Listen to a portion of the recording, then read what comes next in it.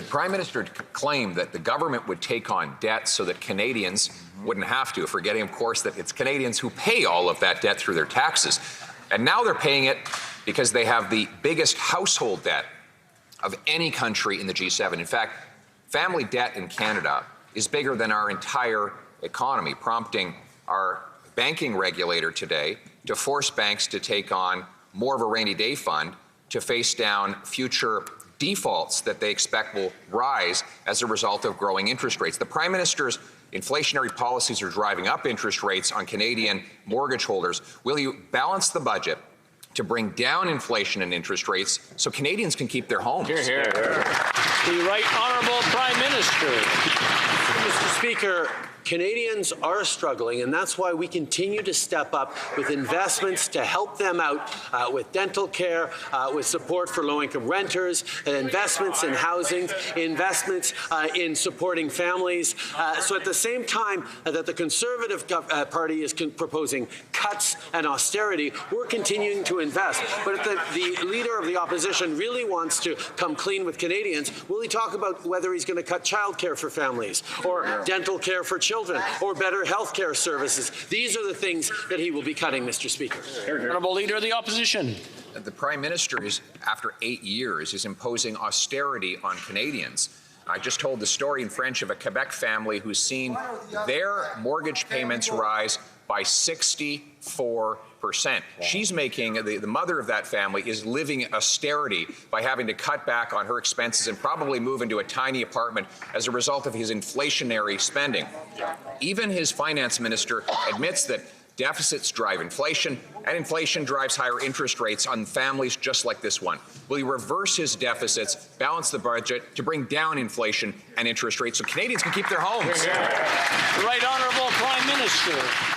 Mr. Speaker, the Leader of the Opposition is proposing cuts in supports to Canadians at the same time as Canada actually has the lowest deficit in the G7, the best debt to GDP ratio of the G7, and we've preserved our AAA credit rating. And that's so that we can continue to be there to support Canadians with investments in them, in their families, in housing, in the kinds of supports that the Leader of the Opposition would cut. So he's just continuing his attacks to try and distract from the underwhelming election results he got last night. The Honourable Leader of the Opposition.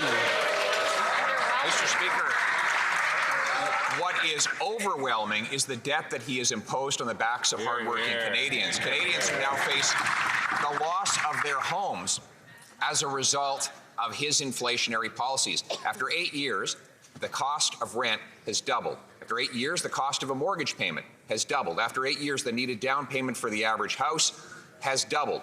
And now, because of the massive mortgages that he told Canadians would be consequence-free, that they now hold and now pay higher interest rates on, many could lose their homes. Will he reverse these inflationary policies so that Canadians can keep their homes? The Right Honourable Prime Minister. You see how quickly he pivoted away from the disastrous by-election results they got last night. The fact of the matter is we're going to continue to stay focused on investing in Canadians, on putting forward a positive vision of this country that's resonating from... I'm sorry, I'm going to interrupt the Prime Minister. That was a wrong response.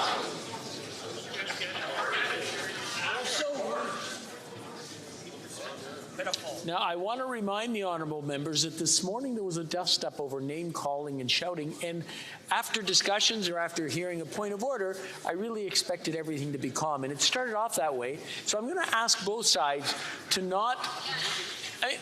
I feel silly standing up here asking you not to call each other names or to yell at each other. But anyways, I'll let the Prime Minister continue. You have the Honourable Prime Minister has 20 seconds left. Put forward a positive vision for Canadians for the future, investing in great jobs, investing in fighting climate change, supporting families through the challenging times they're in right now, while the Conservative Party continues to promote cuts, division, and anger. We're going to continue with a positive vision for the future, Mr. Speaker.